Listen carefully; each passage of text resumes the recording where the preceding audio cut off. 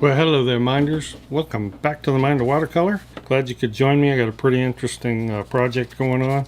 This is actually a commission, which I hasten to say I rarely do commissions, except for maybe good friends and family. But this is a commission, and when we were on vacation, there was a decorative painting piece in the beach cottage that we stayed at. The beach cottage had a cotton theme. So what I'm going to be doing is doing a painting of cotton, literal raw cotton like this. And we're going to, instead of framing it, normally we're going to float it. This was just the label that was in this shadow box. We're going to mount this inside this shadow box, probably on some raised foam core board. I just got this one at Hobby Lobby, but there's tons of them on Amazon. They're at Michael's. Most craft framing shops have got some kind of a shadow box. This is just a 7x10, and this torn paper that's going to get mounted inside is about 6x9. So first, let me just show you how I tore this. This is a full sheet of Arches 300-pound watercolor paper, cold press. This is the torn edge, and this is the mold deckled edge. But as they make these sheets, this is a full sheet, they tear them on this end. This tearing here is kind of what I want to replicate. Actually, the insert that came in this particular shadow box is about right, so I'm just going to use this as a guide. Is 6x8, and I think that's about right, but I want the decal to come out just slightly outside of that. So here it's a ragged edge, but I just need to generally be right. It's about 6 1/4 on that end, so let me just mark it, and that's going to be rough but accurate enough. And this is the tricky part. I thought about just tearing it, and I think I'm going to try to fold it, and folding 300-pound paper is like folding a board, but I think I want to do it just the same. And you won't get a nice clean crease, but that's okay. I've got my fold pretty accurate along the pencil line. Like I said, it's a little bit like folding poster board. Then you get all these little creasy things in there. That's fine.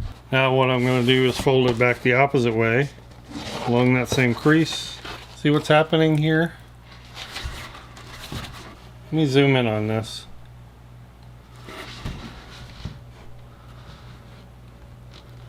Well, some of the fibers, and the board is dry, of course, some of the fibers are kind of breaking and creating that decal for you. You'll be handling your board a lot, so you want your hands to be clean. Now, very carefully, you just start tearing along that crease. Go slow. If you try to do this without the crease, a lot of times it'll go off or awry. Some people even will take, when you have it creased, and we'll wet the edge so you get a little bit softer tear. And see, I got a rip over. Thankfully it went the other way. So just go slow and be careful. Again, I like to press with this hand along this crease as I pull up.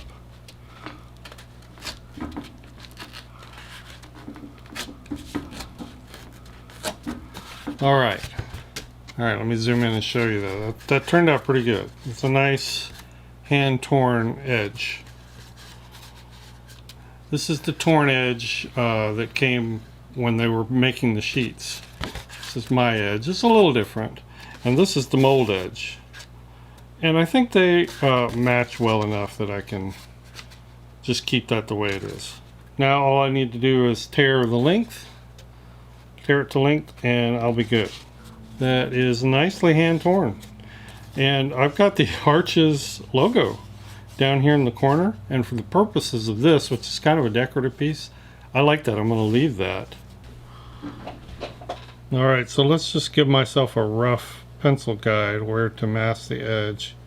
As I mentioned before, I'm leaving some of this Arches watermark because I think it'll be an artistic addition to the piece. I'm just going to kind of round the edges, I think. I just want to eyeball it, make sure it's even. And that's where my painted background is going to be. So I will mask all this out here with a bit of a raggedy edge around. Let's decide about the cotton balls. So that roughly is my layout. So I'm going to go in and draw this in more detail to give myself a better guide, and then we'll get started painting.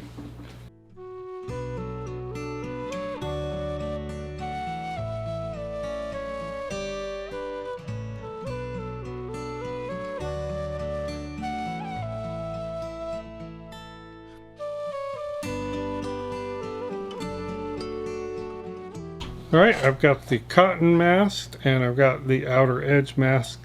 So now I'll be able to go in with my background, make a nice brushy background, brush right through that. This is not completely dry, so we're going to let this dry.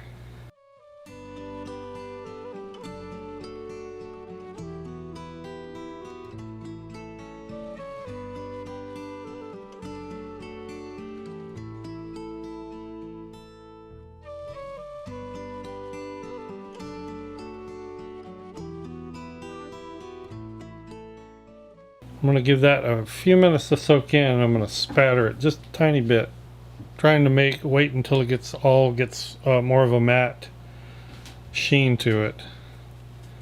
That usually will give me some miniature backgrounds. I'm going to use this trigger sprayer, just a very light touch so I get spatter and not spray. Perfect. See those? That's exactly what I'm looking for. Exactly. Sometimes it doesn't always work out, so the only thing left is to let it dry. And then we'll start working on those cotton balls. Alright, well, I'm just going to start by cleaning up the stems and a little bit around the cotton balls. I had a pretty raggedy application, I'm afraid, of the mask.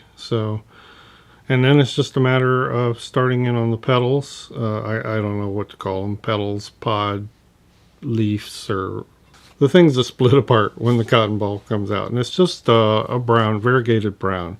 And I'm using red iron oxide, some sepia, some quinacridone gold, a little bit of neutral tint. Very simple process. I'm just building up layers and glazes. The inside of these petal things sort of curl up, and they're very camel, sort of tan colored. So it's pretty simple, easy to paint subject. The stem is about the same color.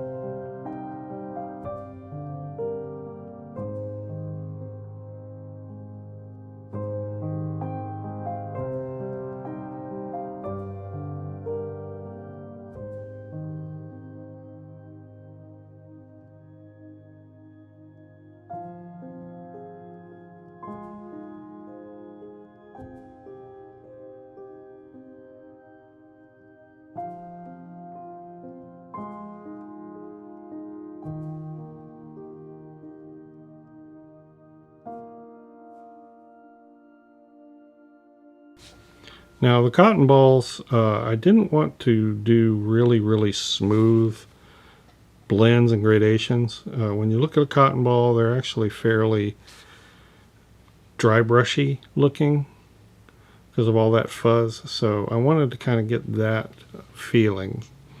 And I'm using some neutral tint, a little bit of Payne's gray, and a little bit of sepia, so I can kind of shift between a warm, cool look. Most of the cotton balls I'm looking at are fairly warm, but down in the deeper shadows underneath, I did pop in a little bit of the Payne's gray every now and then just to cool the mixture down.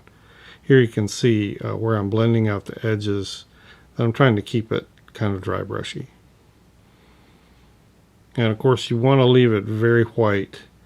The danger here is getting too dark with the cotton balls. I almost got there in the lower cotton ball.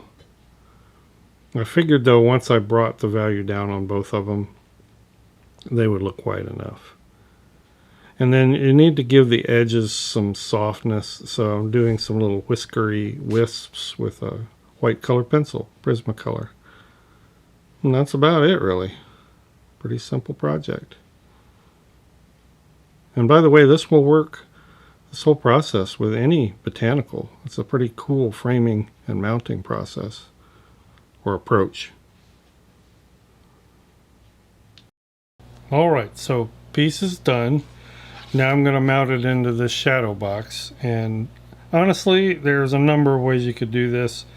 I was going to mount it so that it floats. Probably the best way would be foam core, just to raise it up. I don't have any thick enough. I want to use this right here, which is actually a gesso block. It's a little heavy, so I may regret this. I wouldn't recommend this necessarily. We're going to see how it works out. I would recommend you use something light like foam core. This is 3/4 of an inch. So let's just get this equidistant. Well, I eyeballed that pretty well actually. Just going to take a pencil,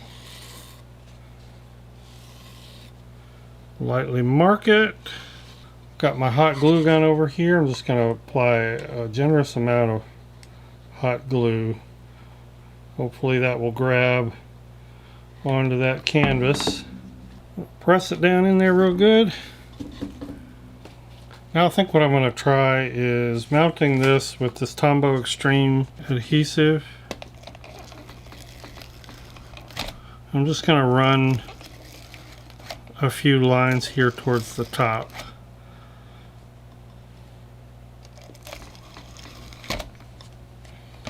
I don't like to mount art pieces top and bottom just to give them room to expand. So I'm just going to look down on this and eyeball it. It's a slip sheet, and then I can just, looks pretty good. Alright, let's put it in the frame, see how it looks.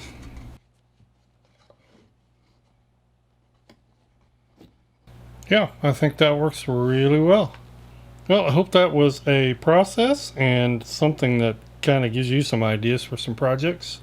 Give it a try, see what you come up with.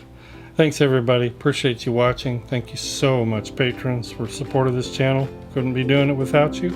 We'll see everybody in the next video. Bye bye.